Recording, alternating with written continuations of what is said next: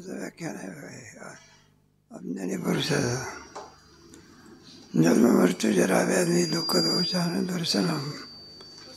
याचं आहे अमानित्वम अदम्यत्वम अहिंसा आचार्योपासनम शौचम संयम इंद्रियार्थेषु वैराग्य. जन्ममृत्यूजरा व्याधी असक्ति अन्नमिश्रंग नित्यंज समझ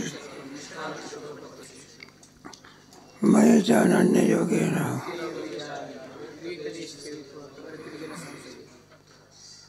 त्याच्यामुळे जन्माच्या विषयी आणि अज्ञानी पुरुष कसं आहे निराज राष्ट्र सांगायचं आहे. कशाच्या विषयी? आता जन्म चांगला असतो आहे पण त्याला त्याचं काही वाटत नाही. आणि काही धनंजय ग्रहदेव सामग्र्या न देखे कालाची या जन्माची का. आपल्याला आजच जन्म प्राप्त झाले का अनंत जन्म बघत आपण मनुष्य देहामध्ये आलो. पण हा मनुष्य देहातून कोणत्या देहात जाईल काही सांगता येत. पुन्हा त्या देहात कायमचं राहता येत नाही. आता मनुष्य देहात आलो आपण कायमचं राहता येते. त्याच्यामध्ये प्रारब्ध आहे. 3 प्रकारचे नाश लागलेले आहे. एक स्वभाव नाश, स्पर्धा नाश, आश्रय नाश. स्वभाव नाश म्हणजे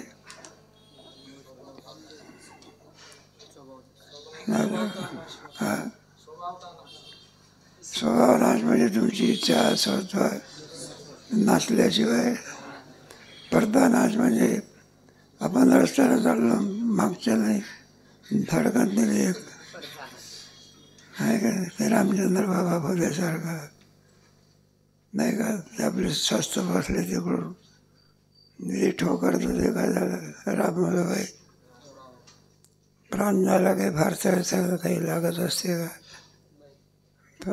काय 9 छिद्र आहे ना किती छिद्र आहे ना कोणत्या छिद्रातून निघून जाईल काही सांगता येत नाही.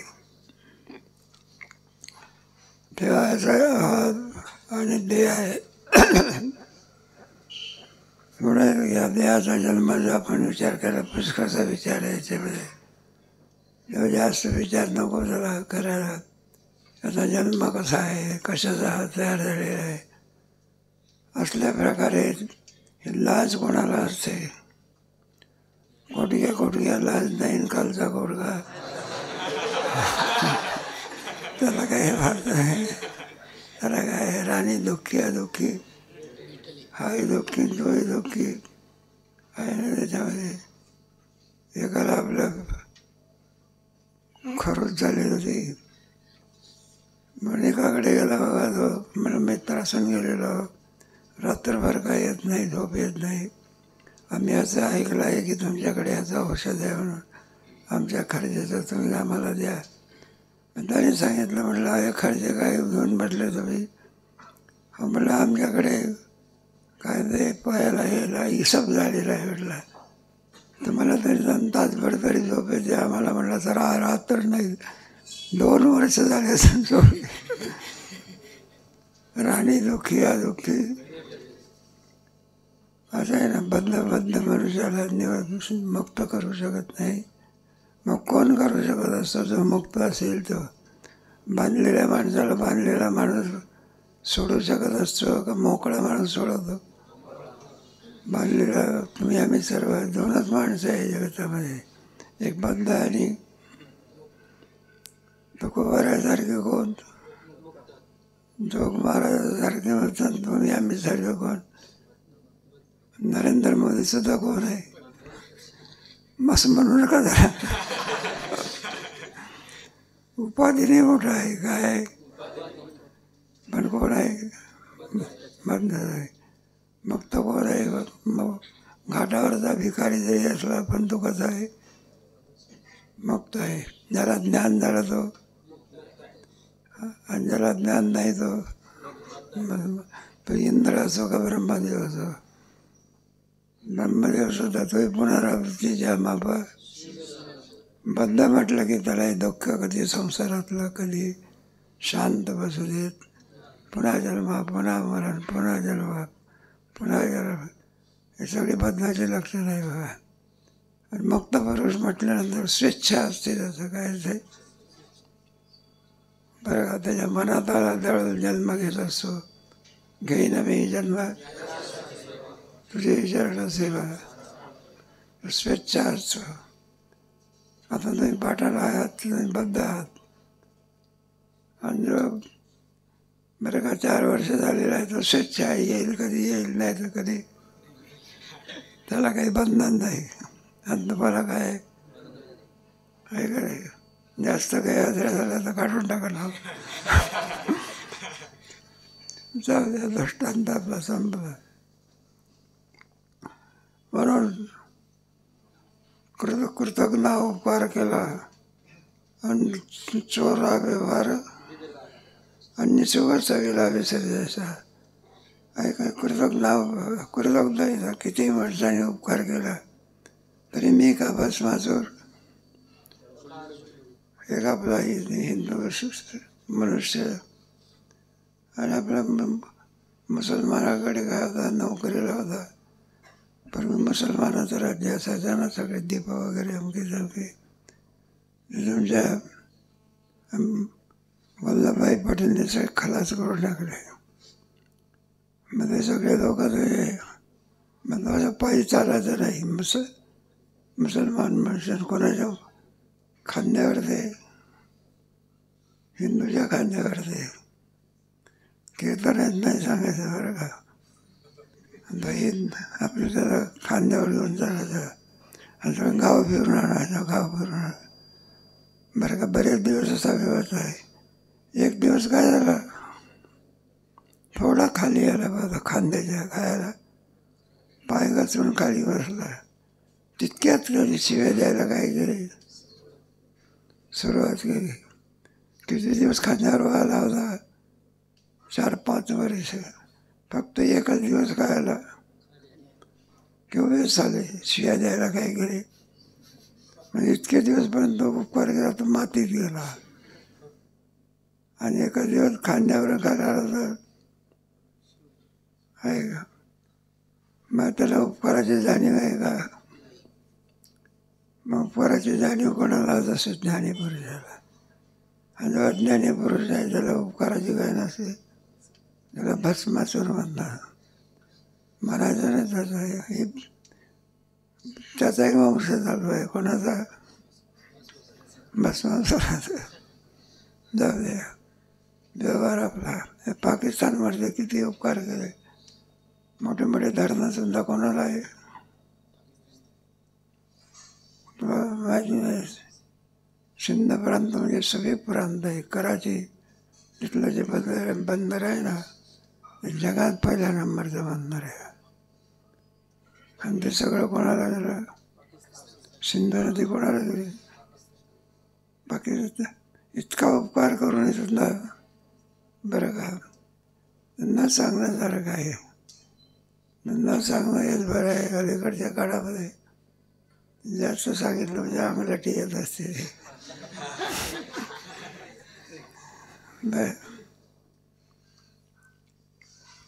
ते इतके घृणात्मक लोक आहे की आपल्याला त्यांचं वर्णन करणं शक्य होत नाही. म्हणजे कशाकरता चाललेलं आपलं उपकाराचं काय करावं लागते, त्याला कृतज्ञ असं म्हणतात. आणि जो उपकाराचं स्मरण करत नाही त्याला काय म्हणायचं, कृतज्ञ उपकार केला का. चोरा व्यवहार, चोर मनुष्य व्यवहार दिला. कोणीतरी आपला ग्रस्त आणि पाटील माणूस. पूर्वीच्या काळामध्ये श्रीमंती असायची, इतकी श्रीमंती असायची. हे सदरेच्या बटणासुद्धा कशाच्या असायच्या, सोन्याच्या असायच्या. त्याच्यात हिरे जुळवायचे, ते चमकायचे त्या पूर्वीच्या काळामध्ये. आणि पगडी असते ना, फेटा म्हणतात, पूर्वी पगडी असायची. आणि त्या पगडीला सोन्याची जर असायची आणि तुला हिरे वगैरे असायचे. पूर्वीच्या काळात सगळा इंग्रज लोकांनी सगळं आणखी भारत धुवून साफ करून पुढं काय बरेच दिवस 150 वर्ष राज्य केलं ना. मग आपला चालला होता एक चोर मनुष्य. म्हणलं अहो पाटील कुठे निघाला, काय अमकं तमकं सगळं. म्हणलं काय तुमचे कपडे किती मळले, कोणी धुत नाही, काही नाही काही नाही. म्हणलं तो कोण आहे. म्हणलं मी परीट आहो. परीट नव्हता पण दणकून दिलं तर. म्हणलं कपडे धुतो असतो. मग यालाही पटलं वाटलं बरं आहे. म्हटलं भाऊ कपडे म्हटलं आमच्याकडे देऊन टाका तुमचे सगळे कपडे, धुतल्यानंतर तुम्हाला आणून देऊ. आता भोळा माणूस कोण पाटील. मग त्यांनी सगळे कपडे काय केले. पण ते ठरावं लागतं ना, काय करावं. म्हटलं किती रुपये द्यावं लागेल. म्हटलं तुम्ही द्याल ते घेऊ की. मग पाटील म्हणायला लागला. म्हणलं तुझे द्यायचे तेव्हा. म्हणलं हे पाहिजे एवढे मोठे कपडे धुवायचे, 5 रुपये तरी दिले पाहिजे की नाही. इतके महाग मागतो. थोडे कमी द्या की. बरं म्हणायला लागले. म्हणले 4 रुपये तरी द्या. आता याला कपड्याचे पैसे द्यायचे आहे का द्यायचेच नाही. आणि शेवटी पाटील चिकट होता. म्हणलं 4 आणे देऊ आम्ही किती. आता याला काही कपडेच द्यायचे नाही. बरं म्हणलं ठरला होता आपला देव द्यायचे. म्हटले 4 आणे. मग घरी घेऊन गेला. हा घरी गेला बघा. उघडा नागडा गेला घरी. घरचे लोक म्हणले प्रेतयात्रेला गेले होते का. म्हणलं कपडे काय झाले. म्हणलं तुम्ही मूर्ख लोक, माझी काळजी घेत नाही, असं नाही करत नाही, कपडे कधी धुत नाही काय नाही. म्हणलं एक बिचारा त्याला दया आली माझी आणि त्याने कपडे काय केले. म्हणलं तो कोण होता. तो म्हणला परीट होता असं म्हणत होता. म्हणलं सगळे कपडे दिले. अहो म्हणलं सगळे नाव गाव वगैरे अमकं तमकं काही हे. म्हणलं बा इतका फार सज्जन मनुष्य होता काय. म्हणलं आता हे कपडे परत आणेल का तो. का बरं आणणार नाही. इतका वेळ आहे का तो कपडे काय परत आणणार. म्हणलं का आणणार नाही. म्हणलं 4 आणे कुठे दिले बरं. किती रुपये द्यायचे होते. आता 4 आण्याकरता तो 50,000चे कपडे आणून देतो का. कारण ज्याला कपडे दिले तो सामान्य आहे का चोर आहे. चोरा व्यवहार एक दृष्टांत आहे. का निसर्गाचा विला विसरे जायचा. निसर्ग म्हणजे निलार्जरा मनुष्य. त्याला 1000 शिव्या दिल्या तरी त्याचं काही वाटत नाही. शिव्या खाणं येतं म्हटलं मंत्र जपायचे. ओढाळे लाविले तैसेची कान पूछ पडले की पुढचे ओढाळे आले सोने जायचे. ओढाळे लावले. एका बाईने आपला स्वयंपाक केला. दार उघडं ठेवून दिलं का. उघडं आलं तिथं काही कामं करता गेले. त्याच्यामध्ये ग्रामसिंह म्हणजे गावातला कुत्रा. तो आतमध्ये शिरला. आणि त्याने काय केलं.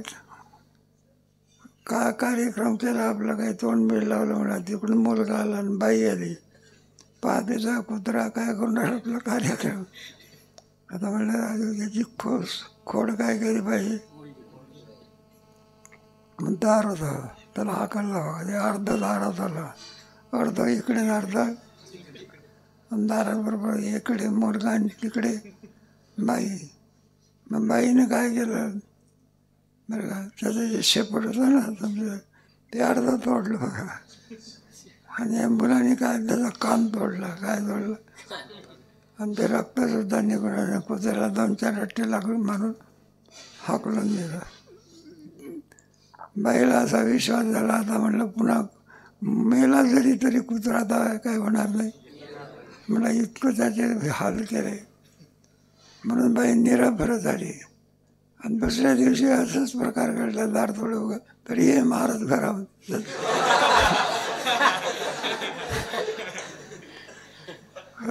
सापाच्या ओलच काने आहे काय शेपुटी आहे याला म्हणत ओढाळता लावले कान पूस तैसे जीवले पुढती ओढाळता आले सुनी द्यायचे.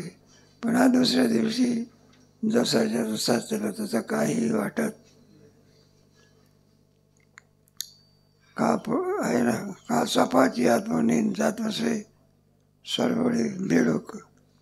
सापाच्या तोंडात ते साप असतो ना तो बेडकुळाचा गिळतो बघा बेटकोळी असते ना त्या बेटकिळीला का माहिती नसतं की आपल्याला घेऊन झालं आहे म्हणून आणि तो मासिकाची कोडी म्हणायची काही मग काय करतो तुझा साप असतो ना तो बेडकाला गिळतो कशाला असं तोंडात एकदम हे करीत नाही असं धीरे धीरे धीरे असं करतो. आणि तो बेडूक काय करतो तुला कल्पनाच नाही आपल्याला कोणी धरलेलं आहे त्या पाठीमागे कशाला पाहतो तो इतका हुशार आहे का पाठीमागे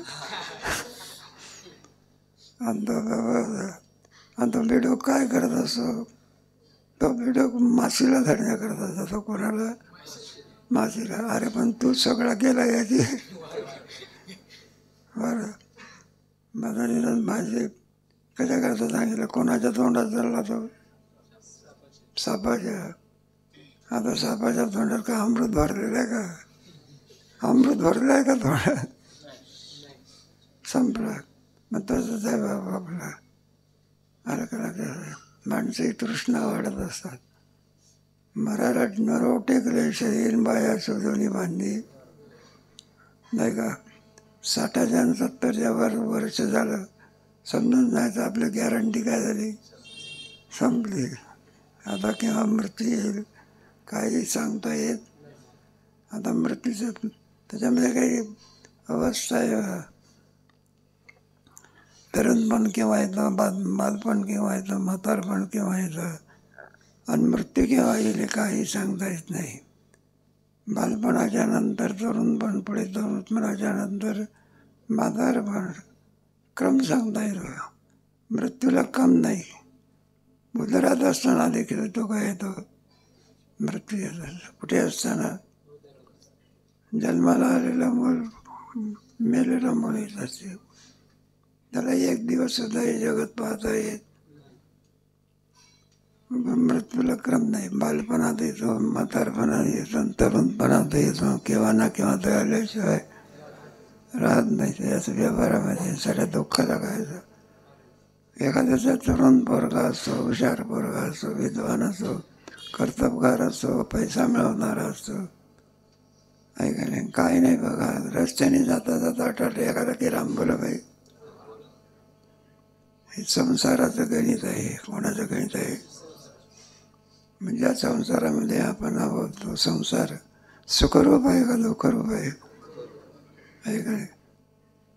आहे सुखरूप परमात्माच आहे दुःख बांधवडी.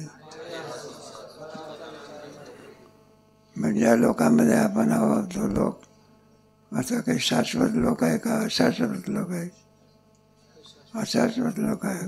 कोण्या वेळेला काय घडेल हे काही सांगता येत. हे सगळं विचित्र अशा प्रकारे ज्याचा विषय एक दृष्टांत सांगितलं शरीराची कशी अवस्था असते त्याचं उत्तर म्हातारपणामध्ये सांगितलं. पैसे नवईद्वारे नवचित्राने याला त्याच्यातून काय निघत असते एका बुवाने सांगायला पाहिजे का काय निघत नाही का. प्रत्येक याच्यातून काय निघत असते साधा नाग जरी असलं तरी त्याच्यातून काय निघतं सगळं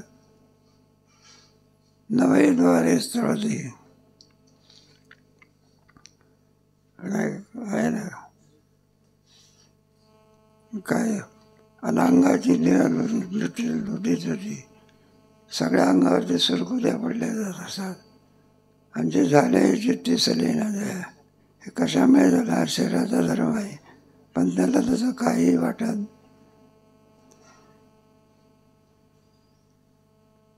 पुन्हा मातृश्री उदर कोरी पटवणी विठेच्या अन्नवासन बरी उकडवणी पडते. मातेच्या उदर कोरी आईच्या उदरामध्ये किती दिवस राहावं लागते आपल्याला. बसवणी विष्टीच्या दिवस सांगितलेले आहे. जठरी 9 मास भरी. तो गर्भ असतो ना, तो पूर्ण होईपर्यंत त्याला 9 महिने 9 दिवस लागतात असं म्हणतात. तो अपूर्ण जर आला तर ते अपंग असते. सगळ्या कोणतं असते, सगळी जी इंद्रिय असतात ना ती पूर्ण व्हावी लागतात. कधी कधी पांगळ मूल जन्माला ते विचित्र प्रकार असतो हा, दिसायला आपल्याला. कधी कधी मंद मूल जन्माला ते, त्याला काळजी समजत नाही. मोठं वाद झालं तरी सुद्धा काय होत नाही. ते कुठेही धर्म करता काही बोलतं बरं का. त्याला मंद चांगलं बोलतात. पंचदशीमध्ये वाद फार सुंदर 12व्या प्रकरणामध्ये त्याच्यामध्ये हा विषय विद्यारण्याने घेतलेला आहे. काय होईल काही सांगता येत नाही. बरं ते मूल जन्माला आलेलं आहे. बरं काय काहीतरी चांगले गुण असावे लागत असतात. वेदाध्ययन करीत नाही, चोऱ्या केल्याशिवाय असे प्रकार असतात. सगळ्या वडिलाला काय असतं मग त्रास असतो सगळा. एक एक एक एक दृष्टांत. 9 मासवरी उकडता पैसे. गरिबीची व्यथा काळजी झाली उपजा. गरिबीची व्यथा म्हणजे गर्भामध्ये असताना व्यथा असते. हे बघा, सगळ्यामध्ये जेल जर कोणी असेल, कोण वडा जर कोणता असेल तरी उदर असतं त्याच्यामध्ये. आणि त्याला 7व्या वर्षी प्राण येतो असं म्हणतात. कोणत्या वर्षी? वर्षी नाही, महिने. तुम्ही होच म्हणता. आणि त्याच्यामध्ये मग काय सगळा विचित्र प्रकार असतो. आई जपून असली तर बरं आहे, नाही तर नाही पथ्य पडावी लागते. काय पडावं, कारण आतमुद्रामध्ये असलेलं जे मूल असतं त्याच्याकरता त्याला पथ्य सांभाळून मागावं लागत असतं. याला त्याचं काही वाटत नाही. मधाला सांगून ज्ञानोबा लिहिलेले काव्य आहे त्याच्यामध्ये वाचत नाही का. काय सांगू गरीब नाही. हो हो ना. 9 मास कष्टला दाव्याने येताची मान मृत्यूची मान. असं मृतांतने दुःख. म्हणजे आईला किती दुःख होते जावे त्याच्या वंशा. मळमूत्र पंकीन बाळ लोळते बाळ अंकी. आणि देखोनी जोर थुंकी त्रासूने घे. त्याला ते मुलं सगळं पाहूनही सुद्धा त्याला त्याचं काही वाटत नाही. देखोनी ना थुंकी त्रास नाही घे. त्याचं त्याला काही असताना तुमच्या व्यवहारामध्ये पाहतो ना आपण. ते आई म्हणत असते मुलाला बघू नका, ऑफिसमध्ये जा. हा त्या मुलाला बघण्याकरता बरं रोज पाहिलेलं असते तरीसुद्धा शांती होत नाही का. त्याला म्हटलं रोज मुलाला जाऊन तुम्ही पाहता, इतकं काय मुलामध्ये. नाही म्हटलं तो देव आहे किंवा रोज देवाचं दर्शन घ्यायचं असतं तसं मुलाचं काय घ्यायचं असतं. देवाचं दर्शन चुकलं तरी चालेल, मुलाचं दर्शन. बरं तेवढ्यावर काम बघायचे. ऑफिसचे कपडे घातलेले असतात आणि मग त्या मुलाला कुठं घेतात, खांद्यावर घेतात. त्या पोराला काय माहिती आपला बाबा ऑफिसमध्ये जाऊन आला म्हणून. तो एक धर्म करत नाही. कोणता धर्म करतो? दोन्ही धर्म. साधा धर्म करत नाही, पिचकारी मारतो. ते पिचकारी कानात जाण्याच्या ऐवजी तोंडात झालं तरी त्याला काही वाट नाही. आपलं काय प्रेम असेल कोणाच माहिती, आपल्याला कळत नाही. कधी कधी खेड्यापाड्यामध्ये बघा तुम्ही, जेवायला बसतात ना 2-4 मिळून काय वाटतं, ताट किती एक, आणि जेवणारे त्याच्यात भोवती ते काय आतडे बतडे सगळे. ते पोर काय करत असतात, त्याच्या मनासारखं नाही उभं झालं असं उभं राहतं. बा काय राहतं, त्याच्याला काही खायला मिळालं नाही म्हणा, कोणता पदार्थ वगैरे कमी पडला तेवढ्यावर काम बघत नाही. बाप आणि एक थोडी तापड मारते तिथे लगेच तिथे कार्यक्रम करायला काय करतं आणि तो धारेचा कार्यक्रम सगळा ताटामध्ये जात असतो. बरोबर पाणी फेकून द्यायला पाहिजे त्याचे सगळं फेकून कुठला तो असा पुन्हा आणि मोठ्या आनंदाने ते पोर त्याला चालतं. बापाला असं वाटते कृतकृत्य त्याचं हे संसारातलं त्याला काही वाटत ते लाजबाई निर्भळ ज्ञानोबाने रंगवलेलं चरित्र आहे म्हणून तुम्हाला ऐसे काही वाटले नाही दया आणि दयाची आपली जीविताची फरारी देखूनही जो न करी मृत्यू नाही का. जीविताची फरारी म्हणजे इकडून तिकडून सारा पैसा येत असतो आहे ना. हाही पैसा कमवतो नाही का. मोठा व्यापार आहे कल्पना करतो. मुलगाही कुठेतरी नोकरीला असतो. घरातले सगळे एकही सुद्धा बसून खात नाही. सुनबाई सुद्धा नोकरी करते. काय करते मग तिथं काय सगळ्या गोष्टी. असा वैभव आल्यानंतर तो जन्माचं दुःख विसरून जातो. त्याला जन्माच्या दुःखाची मरणाच्या दुःखाची आठवण होत नाही.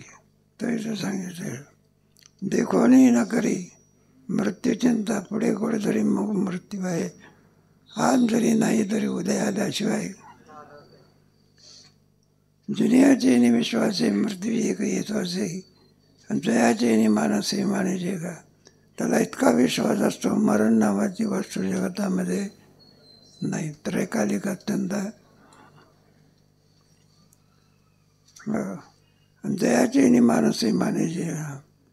त्याला वाटतं बाकीचे लोक मरतात मी मात्र चिरंजीव असा विश्वास असतो त्याला.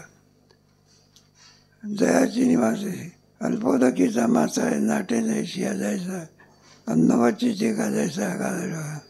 अल्पोदकीचा मासा म्हणजे लहान डबक्यामधला मासा. अल्पोदकीचा मासा हे नाटे ऐशिया तो आटणार नाही. आता किंवा नाही का उन्हाळा तापला म्हणजे सूर्य तापला म्हणजे आटून जाईल. जिथे तू कुबेर गंगा आटते तर सामान्याची तिथं भागीरथी आहे बघा ती आटत नाही. पण तिथं भागीरथी राहिली नाही. तिला हे करून टाकलेलं सगळं तीर्थ आहे ते. हे सगळ्या संस्थेतले लोक तिथं स्नान करायचे. पिण्याचं पाणीसुद्धा कुठून आणायचे. जोग महाराज सुद्धा तिथं स्नान करायचे. नाटे जायची असा काय नवाचे का जायचं आघात.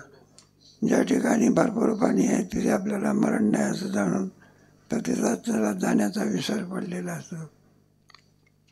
गोरियाची आपुलीन मग व्यागा दृष्टीनं घाली. जसं बीण वाजवणारा जो पारधी असतो तो मोठा सुंदर बीण वाजवतो आणि त्याला बोलून ही हरणं काय होतात मग आणि गळून घेता गेली ओढणी आणि फाशामध्ये सापडता. एकदा हरीण फाशात सापडला म्हणजे निघण्याकरता पुष्कळ प्रयत्न करत असतो पण ते काही उपयोग होत नाही. एकदा फाशात सापडला की संभ्रा किंवा गळून पाहता गेली ओढणी विरे. हे मासोळी धरणारे मुलं असतात ना ते असं एक दोरा असतो असं आणि त्याला एक अशी लोखंडाची हे असते आणि त्याला मासाचा तुकडा काय करायचा तर मासाच्या तुकड्याच्या आशेने तो मासा असतो ना आणि तो माशाच्या याला काय करतो तो गळाला धरतो तो गळ खोपातला जात असतो. मग त्याची काडी असते ना वरती त्याची खाली जाते. ते असं केलं की मासा काय होतो मासा जो सोडून देत असेल सोडून देतो की थोड्या वेळानं पोटात जातो. तिथं आम्ही फिरायला जायचं नथुबा वगैरे आम्ही एक पोरगा 2 मित्र होते ते आपल्या त्याच्यापैकी एकाच्या हातामध्ये पक्षी होता. काय होता आम्हाला असं वाटलं म्हणलं पक्षी पोचण्याकरता आणि जसं चारा बिरा घालत असेल. ते म्हणले महाराज तुम्हाला अजून काही त्याच्यातली फारसं ज्ञान नाही. म्हणलं मग काय म्हणलं आता तो हातात दिसते आणि घरी गेल्यानंतर कुठं दिसते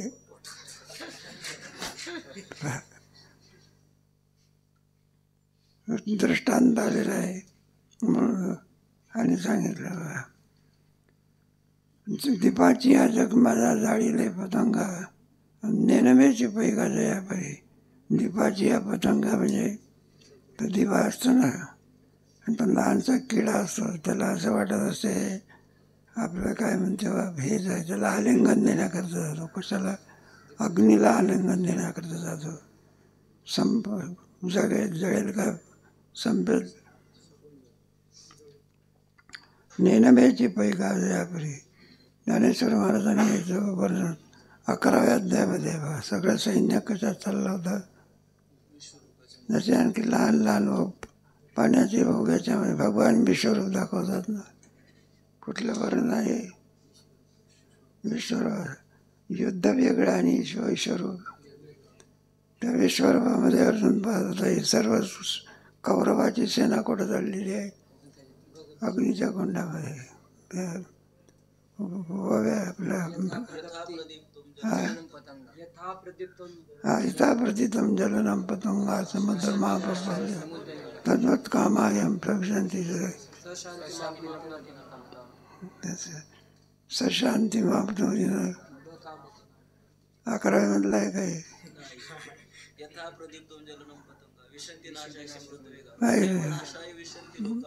नवापि वक्त्राणि सशांती मापनोति न काम काम.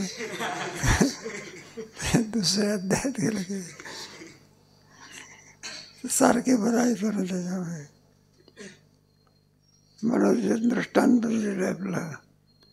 पुढे गोरियाच्या पारध्याचा दृष्टांत दिला आणि गळ धरणाऱ्या माणसाचा दृष्टांत दिला.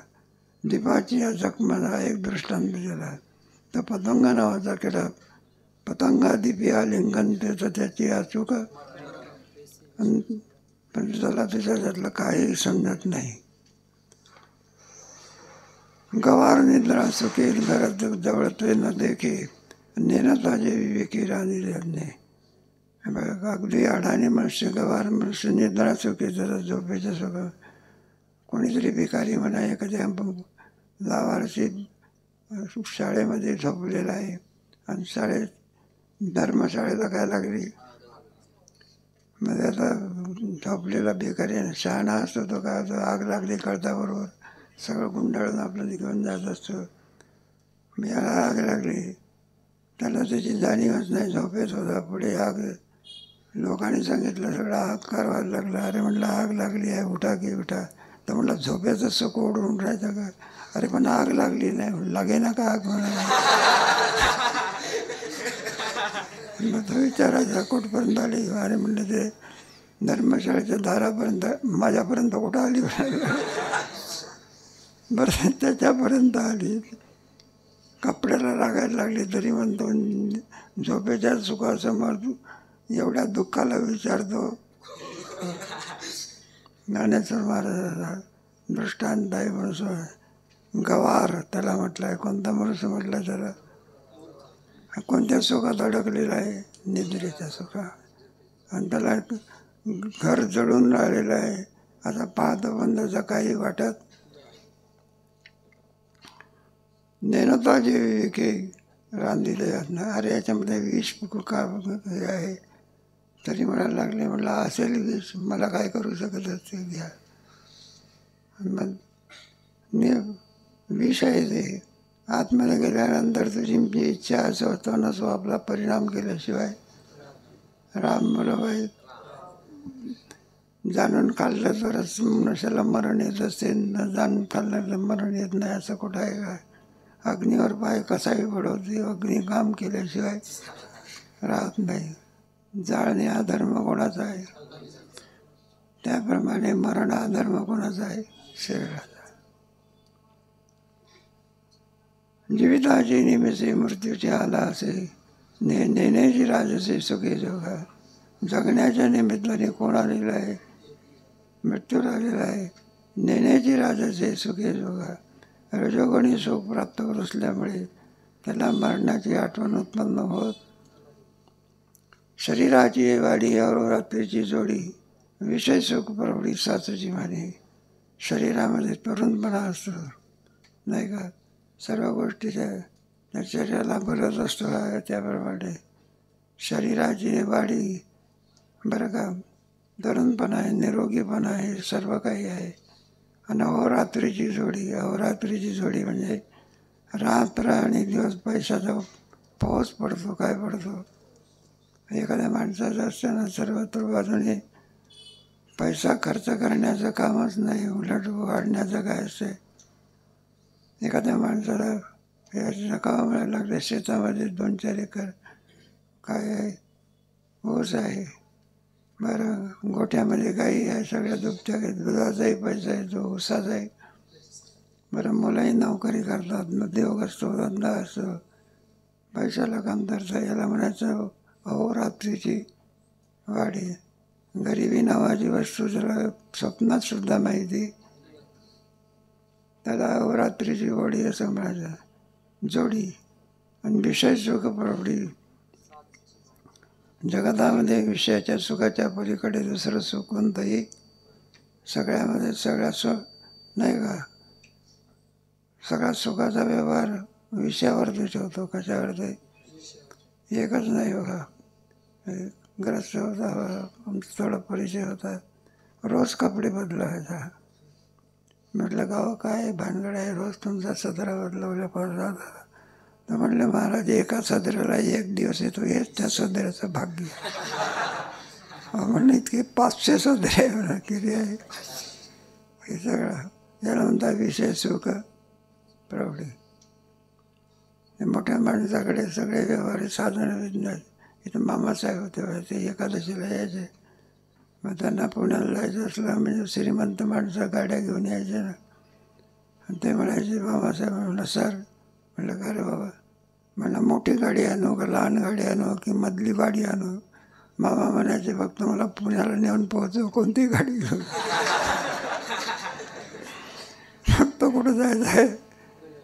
माझं श्रीमंत गाड्या असतं का, प्रत्येकाच्या गाड्या कशा असतात. हे गरीब माणसाला कुठं श्रीमंती माहिती आहे का. श्रीमंत अजून भारत देशामध्ये गरिबीचा टका कसा आहे, धनिक लोक किती आहे, फार थोडे आहे. सगळेच गरीब लोक, त्यातल्या त्यात झोपडपट्टी सर्वांमध्ये काय आहे, जास्त आहे. एकदा का झोपडपट्टी लावली म्हणजे तुम्हाला सरकारच्या नियमाप्रमाणे हटवता येत. असं काय केलेलं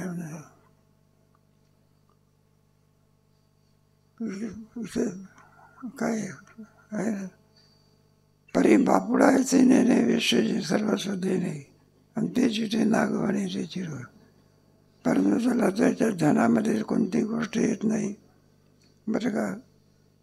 प्रारंभी सुख वाटत असते, पण पुढे दुःखाला वारंवार राहत नाही. त्याच्याकरता वेश्येचा दृष्टांत दिला. कोणता प्रारंभी काय वाटते, अरे प्रारंभी काय वाटते, सुख वाटते ना, शेवटी दुःखाला काय नाही. हे बघा आता आहे ना, परत विचार त्याच्यासारखं पाप नाही जगात आहे ना. इंद्रा पडली बघेन चंद्र झाला, नारद चुकला झाला. बरं अशी ज्याच्याकडून क्रिया गेली असेल त्याला व्यवहारामध्ये शहाणा मनुष्य म्हणतात, टाकाऊ मनुष्य म्हणतात, आहे काय. पण त्याचं त्याला काही वाटत. वेश्येचे सर्वस्व देणे आणि ते जिथे नागवणे रूप येतात तेव्हा. आणि जे विषय आहे, हे विषय कसे आहेत तर वेश्येप्रमाणे हे सगळे विषय आहे. सर्वस्व माणसाचं हरण करणारे हे विषय आहे. संसाराचे साधने त्याची ते प्राण घेणे, नेपानपण करणे तोचीचा. संसार म्हणजे वरून वरून गोड पडत असतो, आतून सर्व काटा काढल्याशिवाय जात नाही. त्याला माहिती असतं श्रीमंत मनुष्य आहे नाही का. सगळे हातामध्ये मुले आहे, कानामध्ये बाळ्या लॉकेट आहे, अमकाय जमकाय, याचा फायदा करून घेतला. मग अगोदर गोड गोड बोलत असतो तो. म्हणलं तुम्ही मलाही दिसत जायचं आहे, तुम्हालाही दिसत जायचं आहे, आणि असलेला गुटखा घ्या, असं करा असं करा. बघा, त्याला वाटते काय सज्जन मनुष्य आपल्याला मिळालेला आहे, याच्यापासून मुक्ती मिळणार आहे आपल्याला. आणि मग चाकांचा घाट आला, कोणता घाट, आणि मग त्याला कळतं ते खरोखरच सज्जन आहे का कसं आहे. म्हणजे चाकांच्या घाटामध्ये आला म्हणजे मग त्याला कळत असते, ते म्हणलं कुठे आहे ते लॉकेट, कुठं आहे अमकं, कुठं आहे त्यामुळं, कुठं पाहण्याकरता येत असते. मग त्याला कळून चुकत असते. ज्याला आपण सज्जन म्हणत असतो तो सज्जन असून आपला काय काढतो, काटा काढतो. हे सगळं विषयाच्या बाबतीतलं वर्णन आहे हे सगळं. सौचोराचे साधने त्याची ते प्राण घेणे, लेपासनपण करणे तोची नाश. लेपासनपण करणे म्हणजे भिंतीवरती एखादं चित्र काढलेलं आहे, सुंदर दिसायला वगैरे काही आहे, पण कुठपर्यंत त्याचं अस्तित्व, जोपर्यंत बाई पोतारा घेऊन असे सारवत नाही. आणि एकदा बाईने पोतारा घेऊन सारवले की चित्र कुठे गेले याचा काय लागत नाही. तोच त्याचा नाश आहे. दृष्टांत ज्ञानेश्वर महाराजांनी दिलेलं आहे. पांडुरागी अंग सुटले ते तयाची नाव खुंटले, पैसा नेणे बोले आहार निद्रा. पांडुरोगी रंग सुटले म्हणजे एक निमोनिया नावाचा आजार असतो. त्याच्यामध्ये आणखी मग त्याला रोग्याला असं वाटत असते आपण सशक्त होऊन राहिलो. काय होऊन राहिलो, सशक्त होऊन राहिलो नाही. भिंत पडायला लागली म्हणजे फुगत असते बघा, तिच्यात पाणी जर गेलं तर भिंत काय होते, फुगते. आणि ती एखाद्या दिवशी न सांगताना आपोआप खचून काय होते. तसं हे पांडुरोग असं आजार आहे ना, त्या आजारामधला पांडुरोग नावाचा आजार आहे. त्याच्या दृष्टांत घेतलेला आहे. आणि तयाची नावे कुंटले, असं समजून जायचं की आता दिवस आपले थोडे राहिलेले आहे. तैसे नेणे बोले आहार निद्रा, त्याप्रमाणे व्यवस्थित आहार असतो, झोप लागत असते, सर्व काही होत असते. पण ते आज ना उद्या, उद्या ना परवा आपला विषय कार्य केल्याशिवाय. सन्मुख सोळा धावतया पाळी चपळा, आणि पदोपदी यजोळा मृत्यूजेवी. सन्मुख सोला धावतया पाळी चपळा, समोर सूळ ठेवलेला आहे. एखाद्या फाशी दिलेल्या माणसाला असते बघा, ते फाशी देतात ना, ते दिवसा देत नसतं, रात्री. आणि मग ते फाशी देणाऱ्या माणसाला काय करतात, विचारतात म्हणजे तुला काही इच्छा आहे का, आमका आहे का, तमका आहे का. मग तो काही आपली इच्छा विचारली सांगते, त्याला पूर्ण करून देतात. मग न्यायाच्यानंतर अशी फाशी असते, काय असते, फाशी देण्याचं ठिकाण असते ना, आता चाललेलं आहे. तेव्हा फाशीचं देण्याचं ठिकाण लांब जात असते का जवळ येते. जसा जसा पावळ लागेल तसा तसा तो खांब कसा येत असतो. त्याप्रमाणे जसे जसं आयुष्य जाते तसं तसं मरण लांब जाते का जवळ येते. लांब जात असते का ते, मग कुठं येत असते, ते इतकं जवळ येत असते. तरुणपणामध्ये सुद्धा केव्हा नेईल काही सांगता येईल आहे ना. अलीकडे जर काही 100 वर्षाचा गॅरंटी होती, किती 100 वर्षाच्या वर सुद्धा माणसं काय होते पूर्वीच्या काळामध्ये जगत होते. आता कुठे 100 वर्ष, 60 वर्ष जगला ते तुमचं भाग्यवान आहे. कशावर कसं ते पेपरामध्ये वाचायला मिळते आपल्याला बरंचसं. पांडुरोग हे अंग सुटले,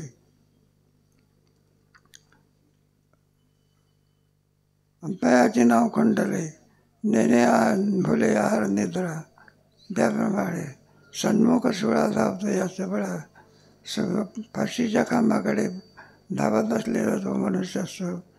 त्याप्रमाणे आपल्याला आणखी 1-1 वर्ष जात असतं, ते सर्व मृत्यूला जवळ आणणारं असतं. देहा जवळजवळ वाढ, जवळजवळ दिवसाचा पवाड, तव तव सर्वाड भोगाचा या.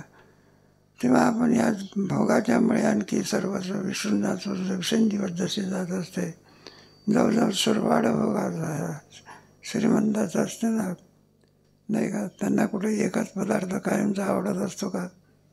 मग ते श्रीमंताचं सांगतात बघा, तो झोपून उठत असतो किंवा उठत असतो, तो कामगार ट्रे घेऊन येत असतो. त्या ट्रेमध्ये चहा असतो, बिस्किट असतो. म्हणजे उठा आम्हाला, बरं म्हणतो चहाचा ट्रे पाला म्हणजे आम्हाला आता उठण्याची वेळ झाली गेला. आणि लगेच तोंड धुत नाही, काही करीत नाही, खायला प्यायला काय करतो, सुरुवात करतो. जवळजवळ सुरुवात आणि भोगाचा असे आणखी भोग माणसाला मृत्यूचा विसर पडत असते. तव तो अधिक मरण आयुष्याचे जिंके आणि मीठ जे घासत असते. मीठ जर आपण पाण्यामध्ये टाकलं तर ते थोड्या थोड्या वेळाने आणखी विरळून जात असते. त्याप्रमाणे आणि मरण मनुष्याच्या आयुष्याला जिंकून टाकत असतं, म्हणजे येत असतं. तैसे जीवित्व जाई त्या काळात ते पाहे आणि हातवात बिजे नवय ठावे जाय. त्याप्रमाणे आयुष्य कसं संपून गेलेलं असतं, ध्यानामध्ये सुद्धा येत नाही. हातोहात बिजे जाय म्हणजे हातोहात म्हणजे काही न कळता एकाएकी आणखी जाणं याला म्हणतात. असं होईलच असं सांगता येत, पण एकाएकी काय होते ते निघून जात असे. व्यवहारात कुठेतरी असं गेलं म्हणजे लोक स्वागत वगैरे करतात कीर्तनाला, आणि थोडा चेहरा उतरलेला असतो. मग आपण विचारत असतो, म्हणलं काय अहो, म्हणलं महाराज गेल्या वर्षी आमचं हे तुमचे नाही का या प्लेट आणली होती काय उपमा म्हणा, हे म्हणा हा आणली होती बाबा, कोणी आणला होता मला तो आमच्या मुलांनी नाही का तुम्हाला आणखी आलूपोहा आणून दिला होता गेल्या वर्षी. मला मग झालं तरी काय झालं, म्हटलं तर यावर्षी काय आणलं नाही मुलांनी. काय नाही म्हणायला लागले महाराज, 2च दिवसाचा ताप आला किती. आणि काय म्हणलं आमचं गोंडस मानव हात विजय जाय म्हणजे हात देखील धरायला लागलेला नाही. इतक्या अवधीमध्ये काय गेलं याला म्हणायचं हात विजय. काही काही मरणाचे असते ना तुमच्या, काही दीर्घ मरणानंतर असतात. तर काही अटॅक असा आहे होता पडतो माणसाला, राम बोलो भाई बसता बसता येत असतो माणसाला, नाला सांगताना काय करतो घेऊन जात असतो. काही दीर्घ आजार असतात, ते विचित्र आजार असतात. हातवाहातीचा शब्द आला त्याच्यामुळे मी आपण हे सगळं हातवाहातीचे नव्हे ठाऊके जाया.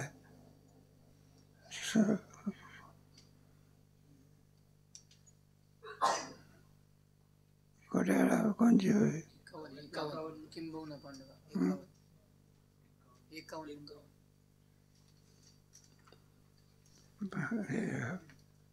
जीवित्वच आहे अंतय असतो काळात पाहिजे. आणि हातवाहातीचे नव्हे सवय तरी त्याला ते कळत नाही. किंबहुना पांडवा अंगीचा मृत्यू नित्य नवा न देखे जो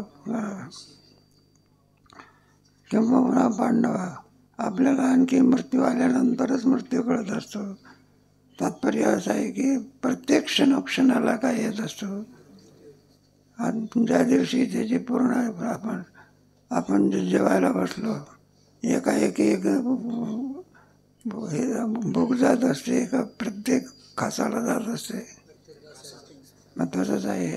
त्याला स्वामी राम सुखदासजी सांगत असत. ते म्हणाले आपल्याला मरण नावाची वस्तू पूर्ण होत असते. वास्तविक आपल्याला क्षणोक्षणाला काय आहे, माझ्या दिवशी मरण येत असे अदृश्यच आपण म्हणतो. अदृष्ट आपलं काय झालं, त्या दिवशी मरणाची क्रिया काय झाली. जसं प्रत्येक घासाला आणखी भोग जात असते, पण शेवटच्या घासाला जेवणाची क्रिया काय झाली. तसं शहाणा मनुष्य मरण आल्यानंतर मरण पाहत असतो का प्रत्येक दिवशी बघत असतो. तोच दृष्टांत या ठिकाणी घेतला आहे. किंबहुना पांडवांचा मृत्यू नित्य नवा म्हणजे अर्जुना जो अंगात असलेला मृत्यू नित्य आहे. न देखे जो मावा विषयाची आहे, विषय सुखाच्यामुळे त्याला मृत्यूची आठवण होत.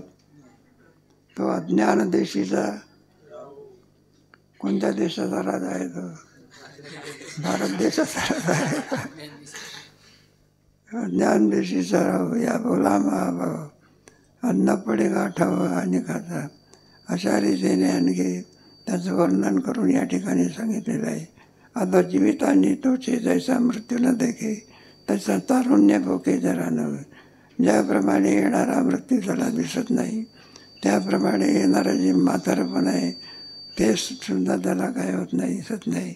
म्हातारपणाचं सुद्धा ज्ञानेश्वर महाराजांनी वयाच्या 14व्या वर्षी गोड वर्णन केलेलं आहे. इतकं वर्णन म्हाताऱ्या माणसाला सुद्धा करता येत नाही. त्याचा अधिक विचार कधी करू.